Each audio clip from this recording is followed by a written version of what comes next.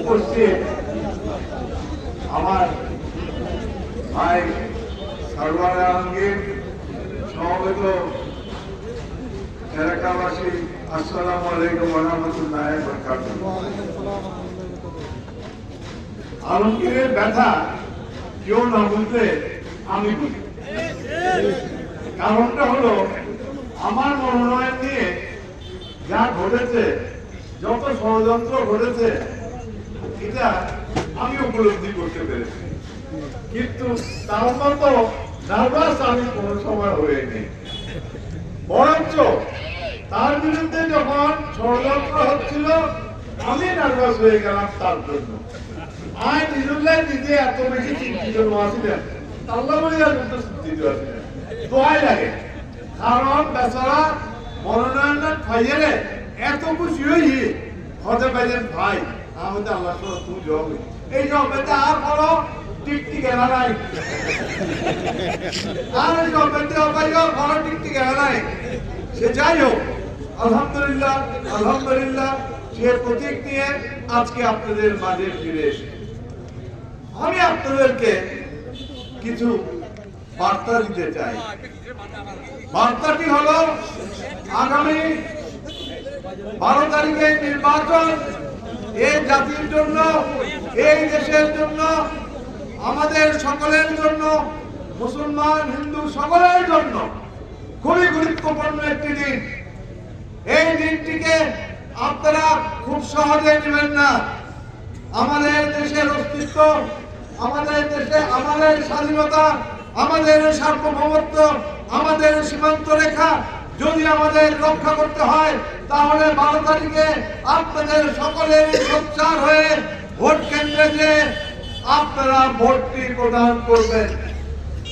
আমি আপনাদেরকে সতর্ক করে দিতে চাই, এই 12 তারিখের নির্বাচন আমরা যারা এখানে আজকে উপস্থিত আছি, আমাদের ইমানি দায়িত্ব অবশ্যই অবশ্যই পালন করতে হবে। তারেক রহমান সাহেব এসছেন দেশে, জনসমুদ্র সৃষ্টি হয়েছে, ঢেউ সৃষ্টি হয়েছে ঢাকার বুকে। তারপর আমার প্রিয় নেত্রী বেগম খালেদা জিয়া যখন মারা গেলেন, তখন এমন একটি বিদায় সম্বর্ধনা, এমন একটি জানাজা হয়েছে, বিশ্বের ইতিহাসে চমক লাগিয়ে দিয়েছে। সকলেই জিজ্ঞাসা করে, উনি কে ছিলেন, উনি কি করেছেন, এত বলতে বিদায় সম্বর্ধনা পেলেন? উত্তর তো আমরা দিতে পারিনি। তবে হ্যাঁ, উনি দেশের স্বাধীনতা সার্বভৌমত্বের প্রতীক ছিলেন, উনি আপসহীন নেত্রী ছিলেন, উনি অন্যায়ের সামনে মাথা নত করেননি। ওনাকে যখন বলা হলো দেশ ছেড়ে চলে যেতে, উনি বলেছিলেন, আমি মরলে এই দেশের মাটিতে মরবো, যাব না। আমরা যারা জাতীয়তাবাদী দল করি, আপনাদেরকে কথা দিতে পারি, আমরা এই দেশের মাটি কামড়িয়ে পড়ে থাকবো, দেশ আমরা ছাড়বো না, আমরা এই দেশ ছাড়বো না। হেলিকপ্টারে উঠে 14টা সুটকেস নিয়ে যে প্রধানমন্ত্রী চলে যেতে পারে, সেই ধর্মে আমরা আদর্শে আমরা বিশ্বাস করি না।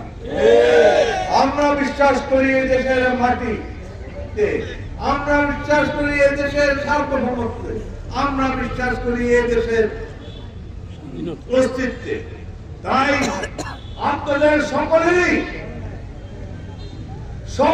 আপনাদের খুবই সচেতন, সোচ্চার আগামী 12 তারিখের ব্যাপারে হতে হবে।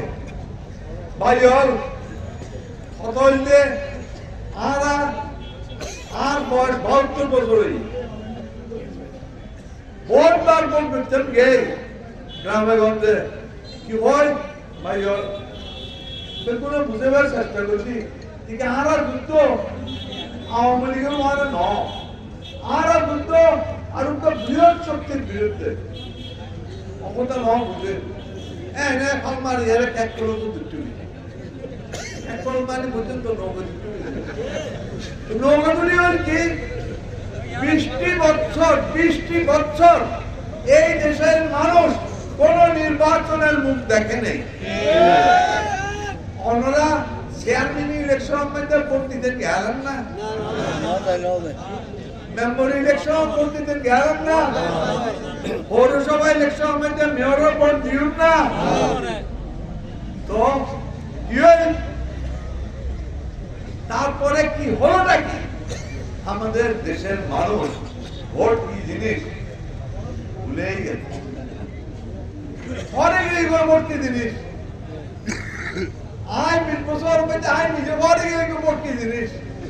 সাধারণ মানুষের 72 বছর মধ্যে 20 বছর গেলে কত 52 বছর 52 বছর পরে আর এখন 72 বছর কোমর হয়ে এখন ভোটের হঠাৎ পেয়ে লাফালাফি করি। আরো যখন ভোট করছি উৎসব মুখর একটি পরিবেশ ছিল ফটিকছড়িতে। সেই উৎসব মুখর পরিবেশ সৃষ্টি করতে হবে আগামী নির্বাচনের জন্য। আপনারা উৎসব মুখর একটি পরিবেশ সৃষ্টি করেন, ঘরে ঘরে যান এবং মা বোনদেরকে উদ্বুদ্ধ করেন আগামী ভোটের ব্যাপারে। তাদের আসতে হবে, তাদের ভোট প্রদান করতে হবে জাতীয় স্বার্থে, এই দেশের অস্তিত্বের স্বার্থে। আমার ভাবকদেরকে আপনাদের অবশ্যই বলতে হবে, জানাতে হবে। ঘরে এই দক্ষিণ ফটিকছড়ির মা বোনেরা খুবই পর্দানিশীল। ওনারা বিশেষ ভোট সেন্টারে যেতে চান না। আপনাদের দায়িত্ব হলো তাদেরকে যেমনি হোক আপনারা নিয়ে আসবেন। এখানে পরিসংখ্যান আমি জানি না, আপনাদের পার্শ্ববর্তী হলো রাউজানের মধ্যে শতকরা 56 জন শতকরা হইলে মাই বরাবর, আর কোন হইলে মর্ত পুরুষের উপর 56 জন যদি রাউজানা তো এর মধ্যে হয়তো 50-50 হইতো বা মাই বড় তো বেশি হইতে মাই বড় আর মামলাও লড়ে যে ফলে কিছু বিনিময় অনাতে সেন্ট্রাল মেনটেন কারণ করি।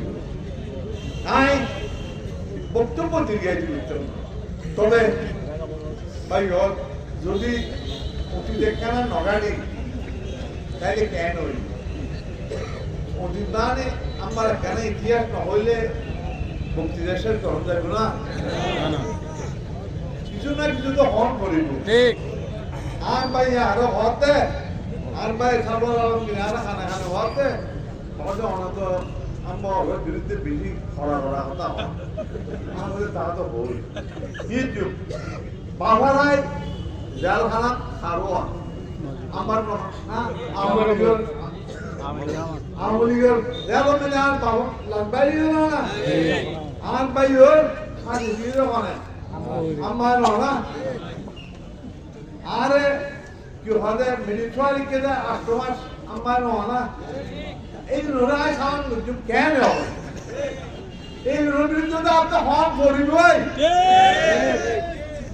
যে আর বয়স আর বুড়ো হয়ে গেলি আর জীবন খাবেলি আর যৌবন খাবেলি যে দল তার বিরুদ্ধে তো আমার কিছু না কিছু বলতে হবে। তাতে ভালো মানুষ কিছু আছে না আর তোর ভাই ফাঁসান করতে পারি না মিলিজুলি হওয়ার হয়তো ভালো মানুষ আছে, অবশ্যই আছে। এখন শরীর দিলে ভালো মানুষ তাই নিয়ে ও আছে তো হ্যাঁ।